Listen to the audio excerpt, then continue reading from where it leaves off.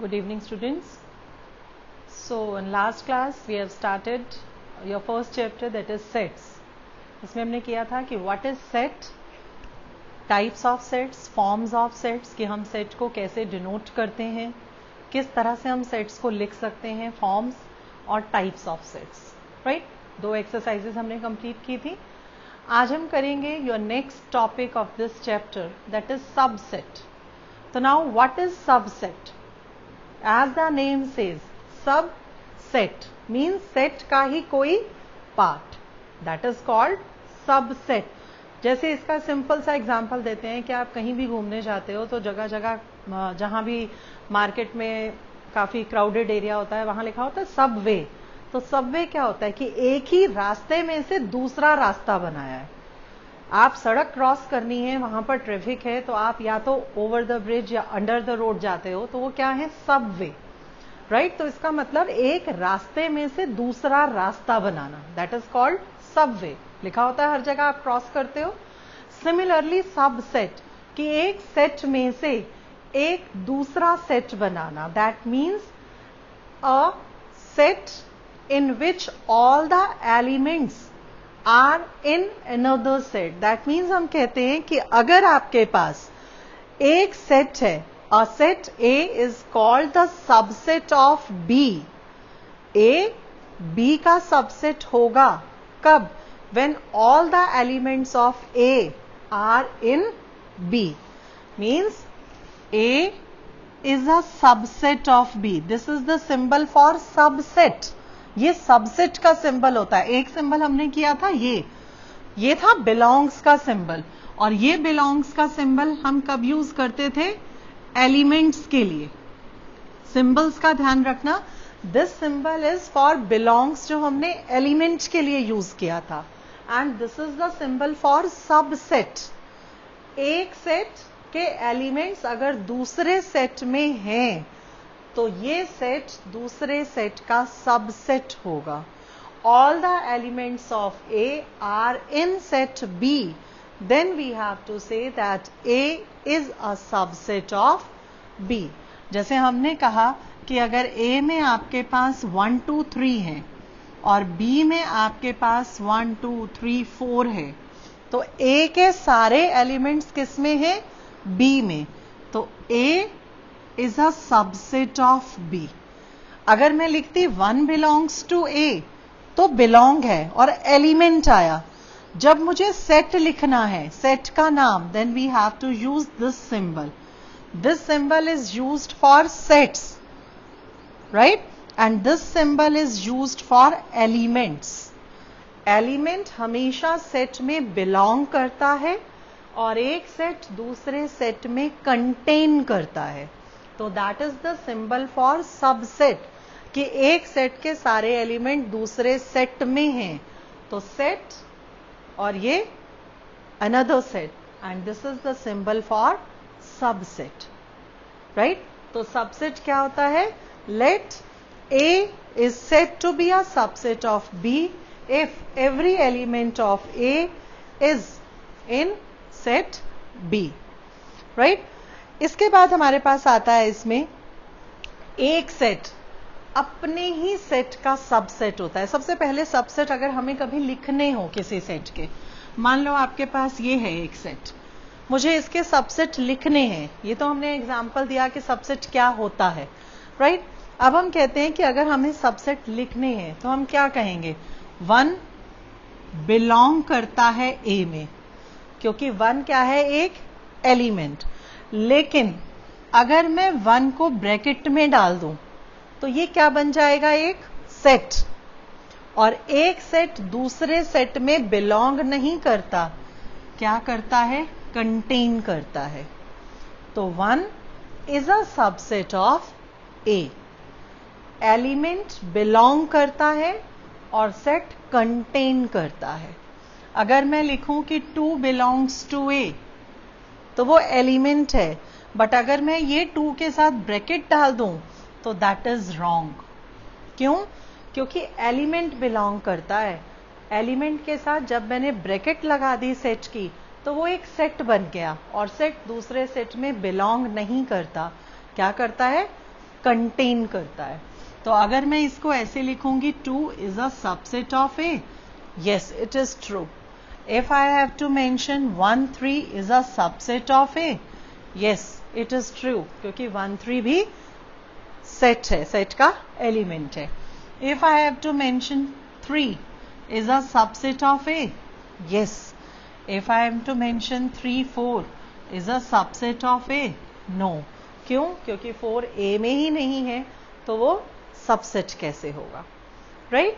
तो एक चीज का ध्यान रखना है कि एलिमेंट हमेशा बिलोंग करेगा, और अगर आपने एलिमेंट के साथ ब्रैकेट लगाती तो वो एक सेट बन गया, और एक सेट दूसरे सेट का सबसेट होता है, तो एक सेट दूसरे सेट में कंटेन करता है, right?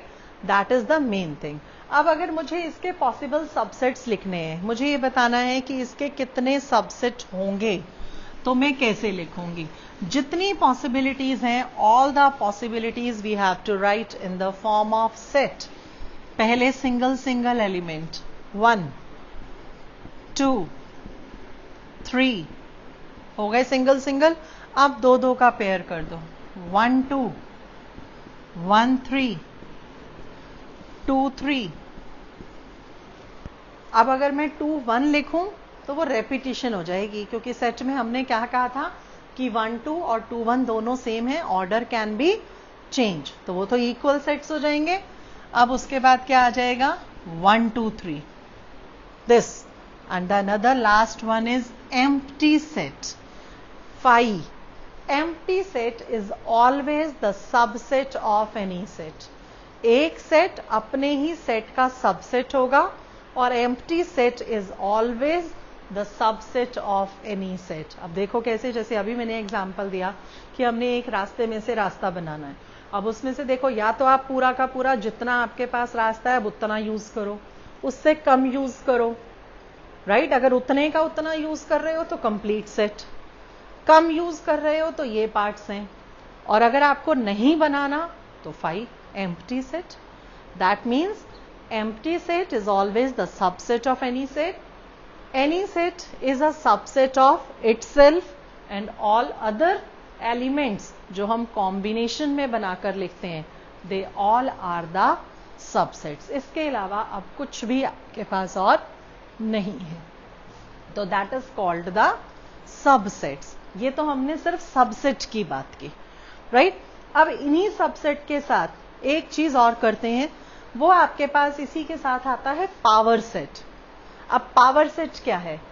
Collection of all the subsets is called power set. इसी के साथ इसलिए कर रहे हैं क्योंकि हमने सारे सबसेट्स लिखे हैं, तो दोबारा नहीं लिखने पड़ेंगे। तो हमने कहा था कि अगर एक एलिमेंट है, then these are the subsets of this set.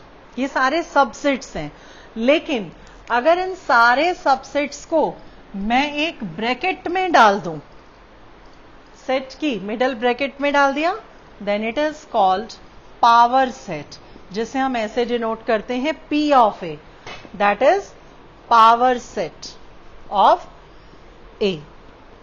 अगर सिर्फ उसने सबसेट पूछा है तो आपने ये ब्रैकेट नहीं लगानी, और अगर उसने आपसे पावर सेट पूछा है तो हम सारे सबसेट्स को कलेक्ट करके एक ब्रैकेट में डालेंगे, then it is called the power set.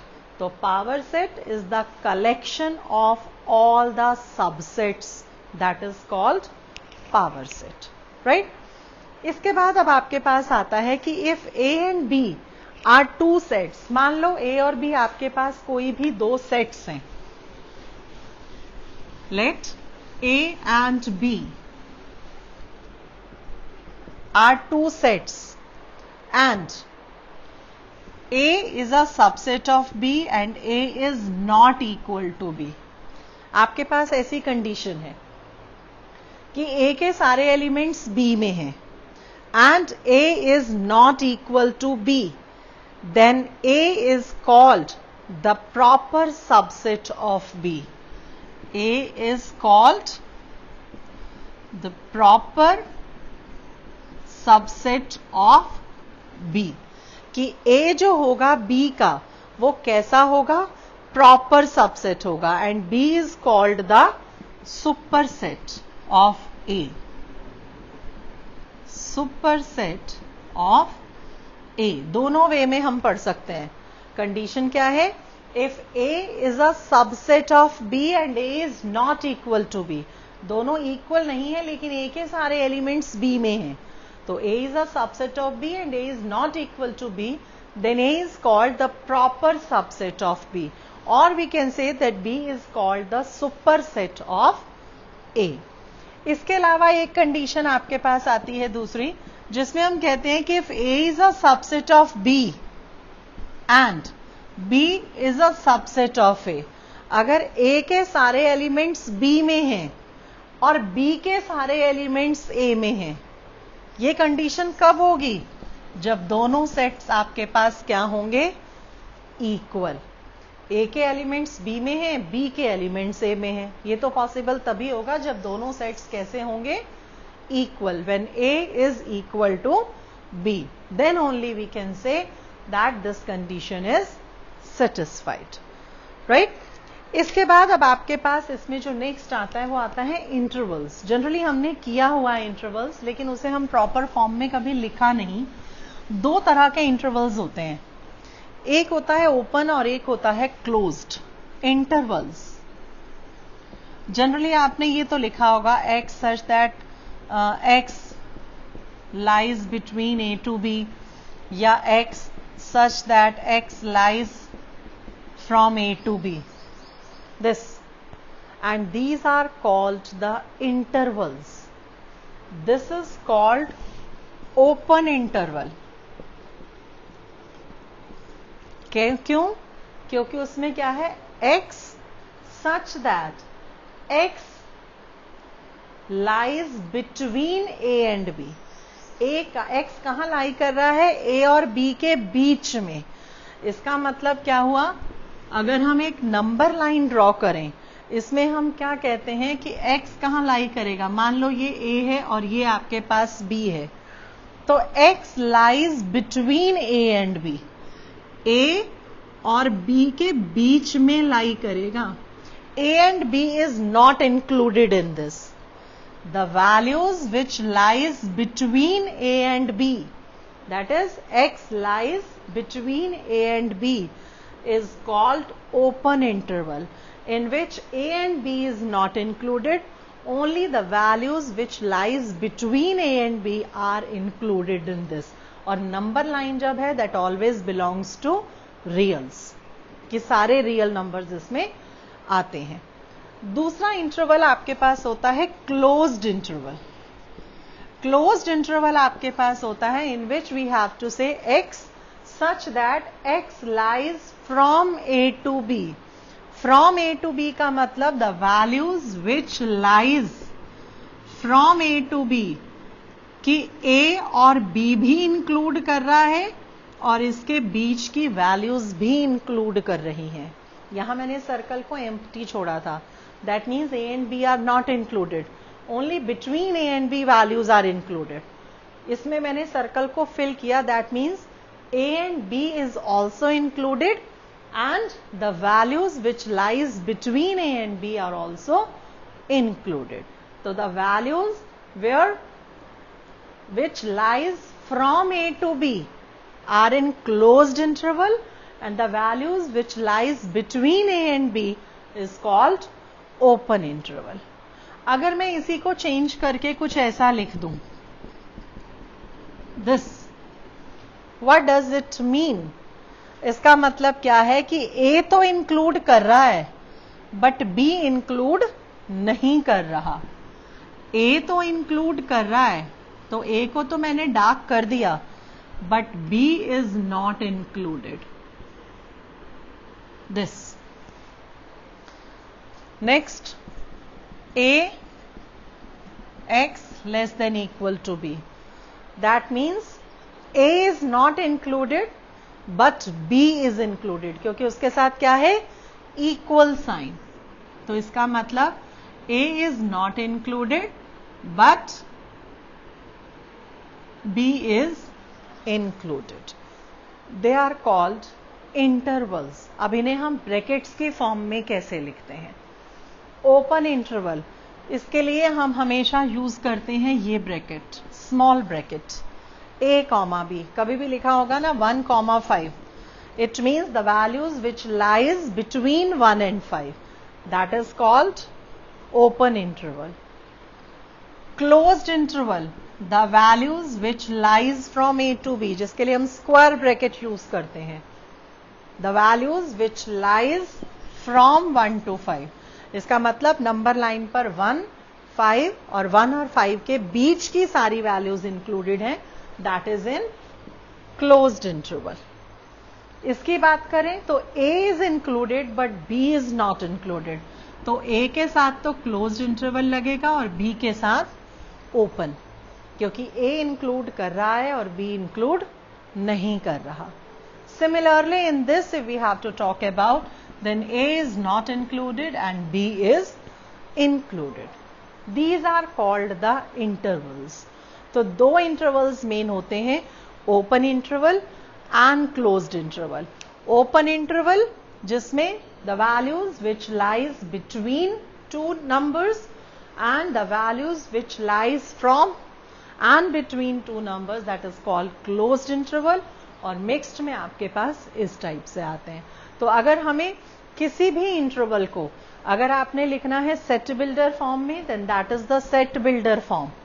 और अगर वो कहता है उसे टेबुलर फॉर्म में लिखो, then this is called in brackets form, that is called the tabular form. जैसे वो कई बार, जैसे यही 1, 5 है मान लो, वो कहता है you have to write it in the set builder form, interval की फॉर्म में लिखो, तो इसे हम क्या लिखेंगे, x सच दैट. अब x क्या है, 1 और 5, और दोनों इंक्लूड कर रहे हैं, तो x lies from 1 to 5 and x belongs to reals. अगर वो यहां पर ये कह देता कि 1 is not included and 5 is included, this, so we can write it in the set builder form, we can write it in the interval form. तो brackets का ध्यान से देखना है कि ओपन इंटरवल है या क्लोज्ड इंटरवल है, राइट? तो ये आपके पास कॉन्सेप्ट है इंटरवल्स का. और इसके बाद लास्ट आपके पास पावर सेट तो हमने कर लिया, जिसमें हमने कहा था that collection of all the subsets is called power set. अब एक आपके पास आता है यूनिवर्सल सेट. अब यूनिवर्सल सेट क्या होता है? यूनिवर्सल सेट को अगर हम समझें तो उसके लिए भी हम कहते हैं सबसे बड़ा सेट, जो कुछ भी है वो सब कुछ सबसेट है. किसका? यूनिवर्सल सेट का. आप कहां रहते हो? मान लो रोहिणी में. रोहिणी कहां है? दिल्ली में. दिल्ली कहां है? इंडिया में. इंडिया कहां है? वर्ल्ड में. वर्ल्ड कहां है? एशिया में. एशिया. यूनिवर्स, दैट मीन्स सबसे बड़ा. We all are the subsets of universe. Universe से बड़ा कुछ भी नहीं है. That is the same in universal set, कि यूनिवर्सल सेट सबसे बड़ा सेट. बाकी जो भी कुछ आएगा वो सब किसका पार्ट है? यूनिवर्सल सेट का. So we all are the subsets of universal set. उससे बड़ा कुछ नहीं होगा. तो universal set that is denoted by capital U. इससे हम डिनोट करते हैं यूनिवर्सल सेट को. और जितने भी सेट्स आपके पास आते हैं, all are the subsets of universal set, right? तो सबसे बड़ा सेट जो हम कहते हैं that is the universal set. तो ये तो हमारे पास था कॉन्सेप्ट किसका? फॉर नेक्स्ट एक्सरसाइज 1.3, जिसमें हमने सबसेट्स किया, इंटरवल्स के, पावर सेट और यूनिवर्सल सेट. तो एक्सरसाइज 1.3 स्टार्ट करते हैं. देखो 1.3 में आपके पास क्या आएगा कि हमें कैसे क्वेश्चंस वो पूछेगा और उसके अकॉर्डिंग हमें उसका कैसे आंसर देना है. First question, exercise 1.3, make correct statements by filling in the symbol subset और does not contained in the blank spaces. ये तो आप खुद कर सकते हो, राइट? कि कौन सा किसका सबसेट है और कौन सा नहीं है. Second, it's again examine whether the following statements are true and false. Third करवा रही हूं मैं, क्योंकि थर्ड में थोड़ा सा आपके पास डिफरेंस है. एक सेट दिया है 1, 2, 3, 4, 5. Which of the following statements are incorrect? अब देखो सबसे पहला पार्ट जो आपके पास है वो है 3 4 is a subset of A. क्या ये करेक्ट है? इज इट ट्रू और फॉल्स, करेक्ट और incorrect? 3 4 is a subset of A. अब हमने तो यही कहा था, आपके माइंड में आएगा कि मैम ने तो कहा था कि जहां एलिमेंट्स के साथ ब्रैकेट लगी हो वो सेट बन गया और एक सेट दूसरे सेट में कंटेन करता है, और कहा भी यही था।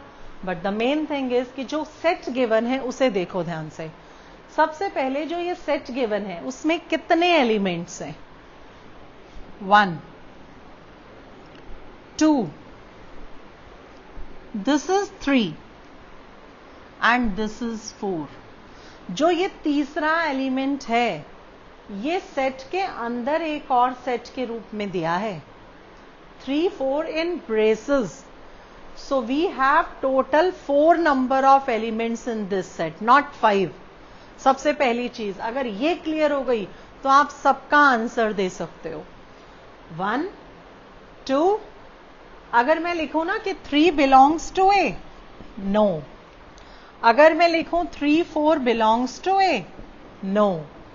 क्यों? क्योंकि 3 4 ब्रैकेट के अंदर है और वो एक एलिमेंट का काम कर रहा है। ये सेट हमने नहीं कंसीडर किया, ये सेट ऑलरेडी स्टेटमेंट में गिवन था, इसलिए हम उसको उसके अकॉर्डिंग ही स्टडी करेंगे और उसके अकॉर्डिंग ही आंसर देंगे। तो 1 एक एलिमेंट है, 2 एक एलिमेंट है, 3 4 विद ब्रेसेस एक एलिमेंट है और 5 एक एलिमेंट है। तो जहां उसने कहा 3 4 is a subset of A, that is not true. उसने क्या बोला? इट इज करेक्ट और not? Incorrect, that is not correct. क्यों?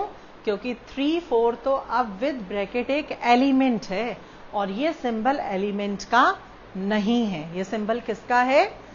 सबसेट का, राइट? अब सेकेंड पार्ट में देखो, जैसे उसने कहा कि 3 4 belongs to A.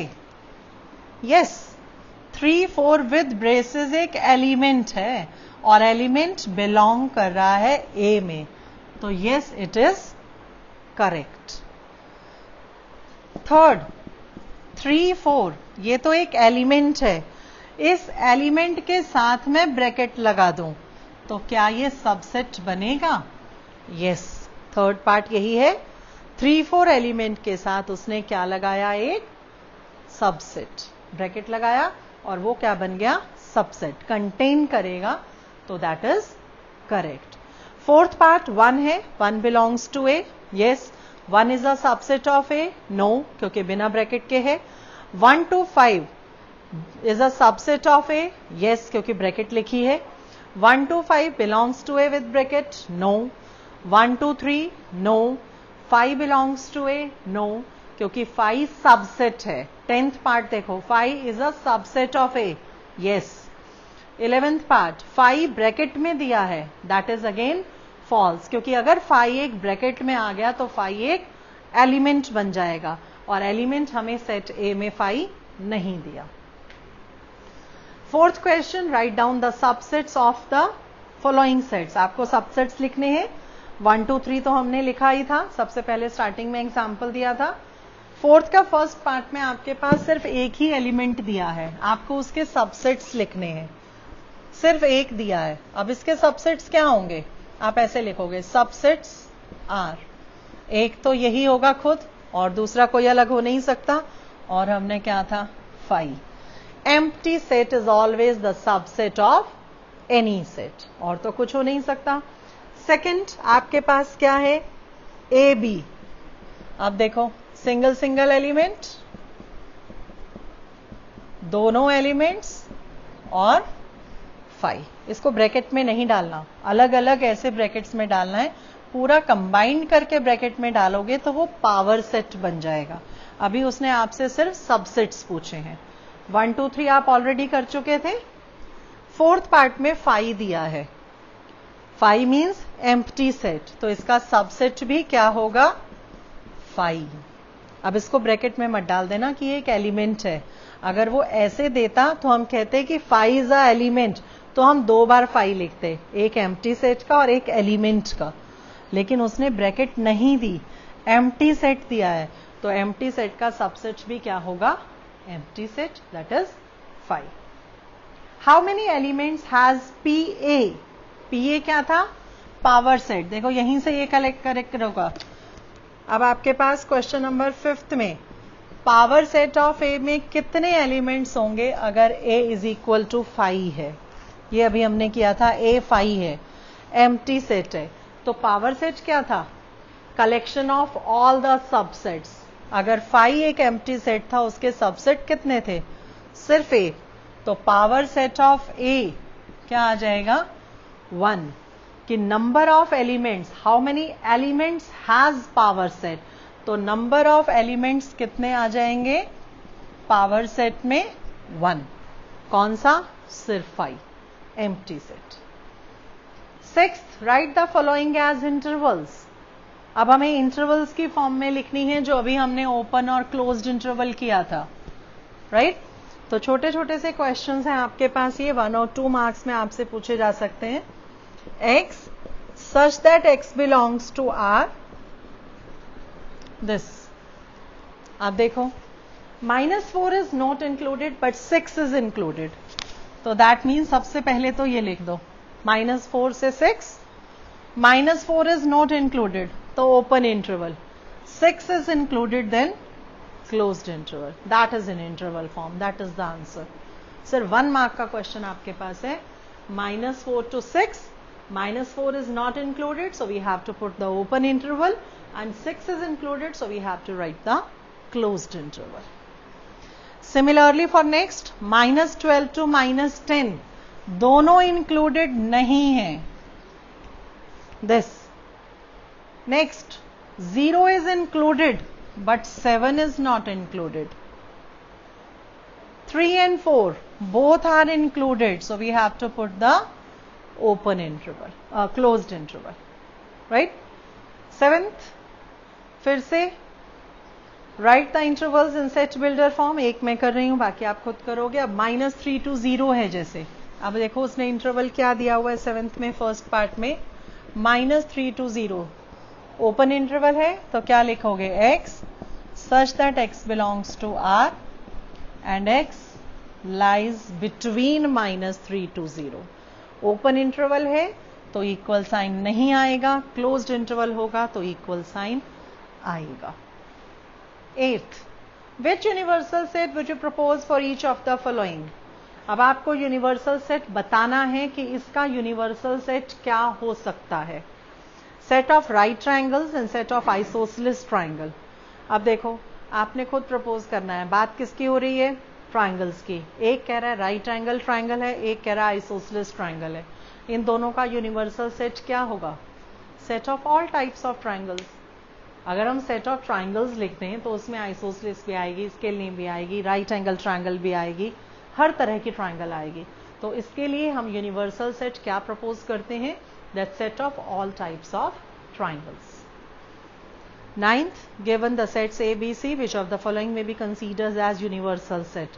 हमें ये बताना है कि A, B, C के सारे एलिमेंट्स कौन से सेट में हैं. ऑप्शन है आपके पास. तो 3rd में देखो सारे हैं, तो इसका मतलब the 3rd part is the universal set of that set. तो ये आपके पास थे एक्सरसाइज 1.3 जो हमने कंप्लीट की. अब नेक्स्ट आपके पास जो आता है that is the most important concept, that is when diagram. कि हम सेट्स को जो अब तक हमने ब्रैकेट की फॉर्म में लिखा उसे हम डायग्राम की फॉर्म में भी लिख सकते हैं. और उस डायग्राम को जिसमें हम सेट्स को लिख सकते हैं, डायग्राम को ड्रॉ कर सकते हैं, that diagram is called Venn diagram. Right?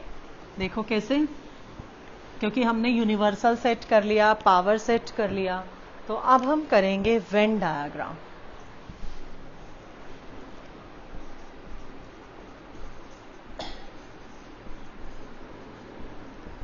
This. अब वेन डायग्राम क्या है आपके पास? एक रेक्टेंगल बनाएंगे हम, and that rectangle shows that is the universal set. क्योंकि हम यूनिवर्सल सेट वैसे तो ड्रॉ नहीं कर सकते, क्योंकि वो तो इनफाइनाइटली सेट है, क्योंकि सारे सबसेट्स होते हैं उसके, सब कुछ इसी में इंक्लूड होता है. तो हम डायग्राम की वे में हम कहते हैं कि एक rectangle, and that rectangle shows that is the universal set. और जो इसके सबसेट्स हैं, जो इसके अंदर और इंक्लूड होते हैं, उनको हम सर्कल से डिनोट करते हैं। जैसे मैंने आपको कहा कि ए में मान लो आपके पास 1 2 3 है, तो ये ए सेट डिनोट कर रहा है सर्कल को, राइट? और इस सर्कल में 1 2 3 है। इसके अलावा जो भी आएगा 4 5 7 9 10 8 जो भी आएगा वो सब कहाँ आएगा? इस सर्कल के बाहर। यूनिवर्सल सेट में सब कुछ है, लेकिन सेट ए में क्या है? सिर्फ 1 2 3। So we have to write only 1 2 3 in set A. बाकी एलिमेंट्स जो भी होंगे वो सारे एलिमेंट्स आपके पास यूनिवर्सल सेट में होंगे। तो एक rectangle, and that rectangle shows that is the universal set, और इसके अंदर हमने जितने भी सेट डालने हैं they all are the outside that circle. अब अगर मैं कहूं कि बी में मान लो आपके पास 2 है, राइट? तो मैं क्या करूंगी? बी ए का सबसेट है, तो मैं इसी के अंदर एक और ये सेट बी डाल दूंगी। यहां तो आ गया 2, ये आ गया 1 और 3। अब देखो, अगर मैं बी पढ़ती हूं तो सिर्फ 2 आएगा, अगर मैं ए पढ़ती हूं तो 1 2 3 आएगा, और अगर मैं यूनिवर्सल सेट पढ़ती हूं तो 1 2 3 4 5 6 7 8 9 सब कुछ आएगा। तो these all are the subsets of universal set. That is called Venn diagram. कि अगर हमें कभी भी किसी सेट का डायग्राम ड्रॉ करना है तो हम उसे ड्रॉ इस वे में करते हैं। रेक्टेंगल जरूर ड्रॉ करना है, नहीं ड्रॉ करोगे तो चाहे आपने सर्कल्स में सेट्स ड्रॉ कर लिया, you get 0 marks for that, क्योंकि यूनिवर्सल सेट नहीं है तो सेट कैसे बनेगा? तो इसीलिए सबसे पहले एक रेक्टेंगल और फिर सेट्स। नेक्स्ट आता है ऑपरेशंस ऑन सेट्स। एल्जेब्रा में हम कहते हैं addition, subtraction, division, multiplication, they are the operations, right? अब सेट्स में आपके पास आते हैं जो ऑपरेशंस, वो आते हैं सबसे पहले यूनियन ऑफ 2 सेट्स। अब व्हाट इज यूनियन, राइट? सबसे पहला जो ऑपरेशन हमारे पास आता है वो क्या आता है? यूनियन का। तो what is union of 2 sets?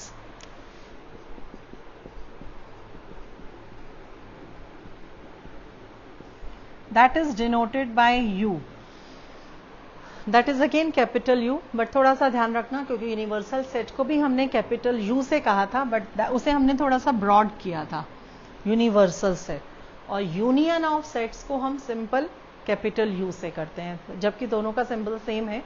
तो क्वेश्चन को देख के समझ आ जाता है आपको कि ये ऑपरेशन की बात कर रहा है या यूनिवर्सल सेट की बात कर रहा है। तो यूनियन ऑफ सेट्स कि अगर A और B कोई भी 2 सेट्स हैं आपके पास और हमें उन दोनों की यूनियन निकालनी है। यूनियन निकालने का मतलब कंबाइंड करनी है।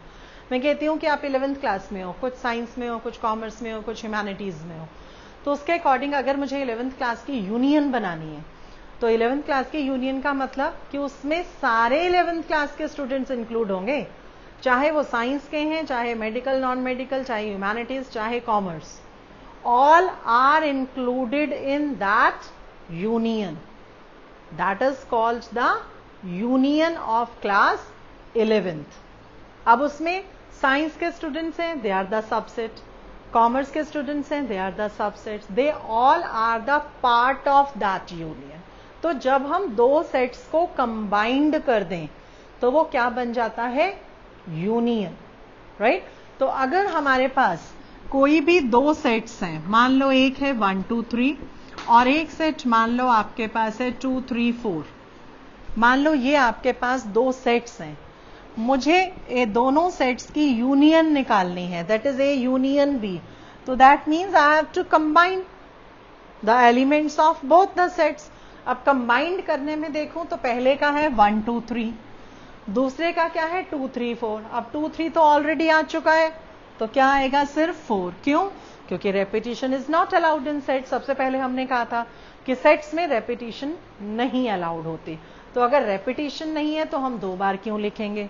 और इसका एग्जाम्पल देखो, अब मैं कहती हूँ कि मैं क्लास ले रही हूँ, मैं कॉमर्स और ह्यूमैनिटीज की कंबाइंड क्लास ले रही हूँ। अब उसमें अगर आप मैथ्स के स्टूडेंट्स देखोगे तो मैथ्स के स्टूडेंट्स में दोनों के कंबाइंड करके लिखूंगी, राइट? तो दैट मीन्स कि मैं 2 बार तो काउंट नहीं करूंगी, कंबाइंड करके लिखेंगे तो total number of math students आएंगे। इसी तरह से मैंने कहा कि रेपिटेशन इज नॉट अलाउड, कि अगर 2 बार आपके पास है भी सही तो भी आप उसे लिखोगे कितनी बार? 1 बार, क्योंकि रेपिटेशन तो अलाउड नहीं होती सेट्स में। तो A union B is 1 2 3 and 4। अब इसकी डेफिनेशन क्या कहती है?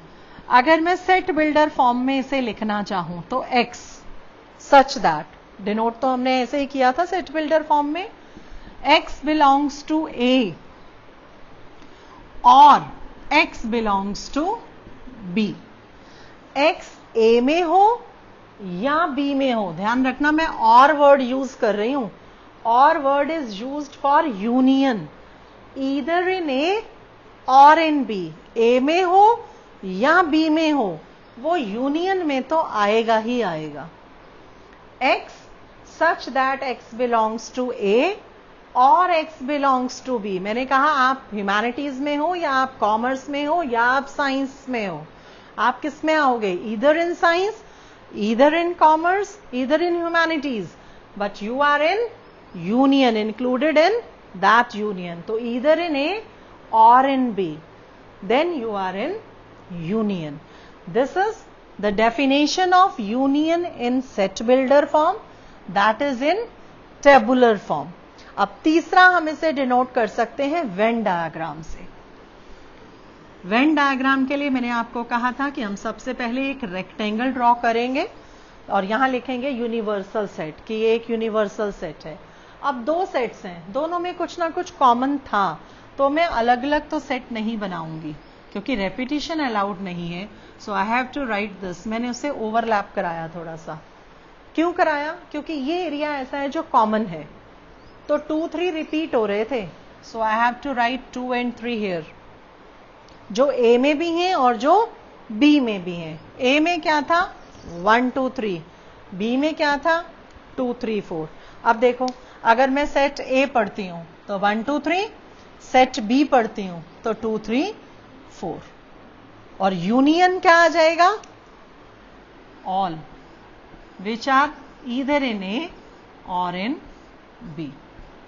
That shaded area shows the union of 2 sets. जो A में होगा या B में होगा, वो किस में होगा? यूनियन में। तो that shaded area shows A union B. That is your first operation, that is union of sets, that we have to combine 2 elements of 2 sets, right? Second आपके पास आता है intersection of sets।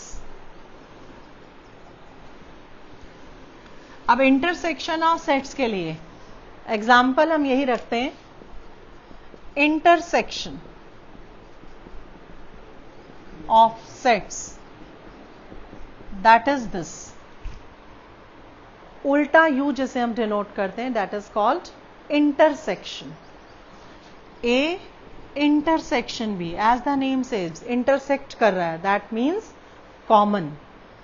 Those elements which are common in these 2 sets, they are in intersection, like this 2 3 दोनों में है, तो that 2 3 is in intersection. अब इसी को अगर मैं सेट बिल्डर फॉर्म में लिखूं तो X such that X belongs to A and X belongs to B। And word use किया अब मैंने किसके लिए? इंटरसेक्शन के लिए। X A में है और X B में है, अगर दोनों में होगा तो वो किस में होगा? इंटरसेक्शन में। X belongs to A and, क्योंकि एंड मीन्स जो दोनों में है, कॉमन। तीसरा अब हमारे पास क्या आता है? This Venn diagram. This is universal set A B 1 2 3 4, ये है। अब इसमें आपके पास इंटरसेक्शन, ये दैट इज कॉमन। यही है इंटरसेक्शन, तो that common region shows A intersection B, right. तीसरा जो आपके पास लास्ट आता है इसमें, वो आता है डिफरेंस ऑफ टू सेट्स, कि अगर हमें डिफरेंस दिखाना है ए माइनस बी, डिफरेंस तीसरा, दैट मीन्स ये ए और ये बी था। अब डिफरेंस क्या कहता है, ए में से बी के एलिमेंट्स माइनस कर दो। देखो वेन डायग्राम से क्लियर होगा। यूनिवर्सल सेट ए बी 1 2 3 4 था, ए में से बी हटा दो, क्या बच रहा है, सिर्फ 1। ए में से बी हटा दो, only that is called A minus B. इसका मतलब सिर्फ 1, x such that x belongs to A and x does not belongs to B, कि x A में है पर B में नहीं है, that is in A minus B। A में से B के एलिमेंट्स माइनस कर दो, that is called difference of two sets, that is of A minus B, right। तो आपके पास 3 ऑपरेशंस हमने किए। In these 3 operations and exercise 1.3 you have to complete today. If you have any doubt, then you can write it in the comment box, right? And tomorrow we will complete that exercise and next 2 exercises for tomorrow, right? Thank you. Please like, share and subscribe my channel. Thank you.